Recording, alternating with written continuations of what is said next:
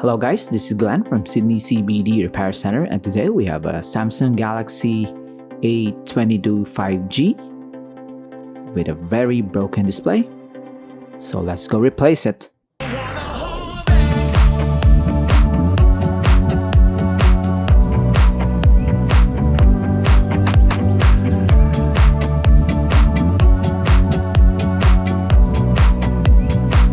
So this Samsung is an entry-level model from the brand, so we're gonna see what it's made of. And David is trying to pry on the sides of this device.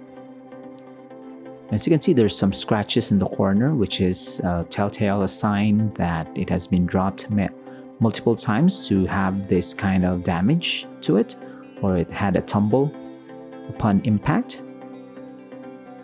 So the screen is still usable, but we still have to replace it because it's not really good to use a broken front display. And David realized that it's not really on the side that has to go off first, but this plastic back cover.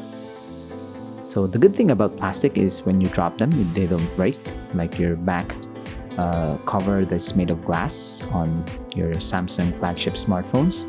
This one can also bend, like you can literally abuse this back cover and it will not break on you. It's that flexible, and it also looks nice, to be honest. Now it's off. We now have access to all the screws on the main chassis. So it also extends to the bottom, this white part. Once we're done with this, we can now proceed to the sides. We can pry it off of the display. So the display is also attached to the main chassis. It's literally just the side, a separate piece of plastic with the camera glass and the cutouts for all the openings for the buttons and of course the battery. I'm going to remove this fingerprint scanner. We're going to remove the connector for the battery, the charging, and of course the daughter board and the antennas. Next, we're going to remove the cover for the daughter board, this black piece of plastic here. We're going to slowly do that because it's really near the battery. We're also going to detach the main board. So now this is the replacement display. It includes the cutouts for the camera and of course all the things that you need to reassemble the whole thing. We're gonna put back the plastic over the adhesive for the battery and remove this front.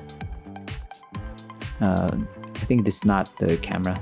It's a piece of the old display that has to go. This is the speaker, the microphone and the battery, and of course the buttons on the sides.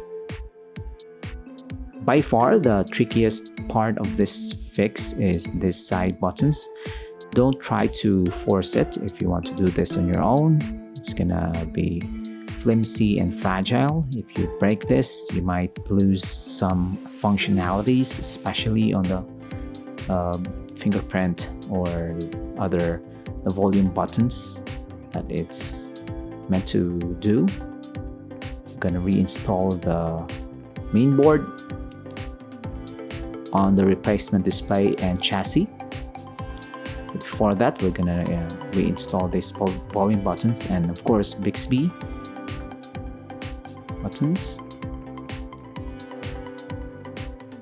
and then the main board over it. So if you're wondering if you can do this on your own, maybe a little bit on the expert side. If you're a complete newbie, you might not be able to do all these stuff without proper tools and guidance, because the volume buttons is a separate component which is more on the flex cable. It's not really integrated to the main board or the chassis, so that could be tricky. But if you're asking if it's still worth it to repair such an entry-level device, it's still worth it, especially if you bought it new and it's not yet even a year old. Maybe you can give it a try, give it a chance at least to be fixed and reduce your carbon footprints, and of course save some money because replacing the display is kind of inexpensive on smartphones of this price range. And now we're done reassembling the whole thing. We're gonna put over the power buttons and of course the sides. We're gonna slowly press it in. Make sure you don't apply too much force because it can crack the display that you just painfully installed yourself. So if you don't want to do this on your own, you can just head on to your local repair shop, find a qualified technician, or you can head on to Sydney CBD Repair Center. You can also leave David a message. You can leave a comment on this video so that if you have any questions on the pricing and of course the turnaround time, you can contact him directly. SIM card tray in, back cover reused and reinstalled, and we're done. Now we're gonna test if it turns on and the phone is working as expected. So if you're not from Sydney, you can also mail in your broken smartphone to us. We'll fix it and send it back to you, and then we'll do the transaction with David. And as you can see, it's now working. It's been reset. It's good to go. I hope you enjoy this repair tech guide of some sort, guys. And as always, see you next time. Cheers. If you want your smartphone fixed for a very reasonable price, you may contact Sydney CBD Repair Center. We also provide mail-in repair services for customers outside of Australia or Sydney. Just message us so we can arrange the shipping of your device.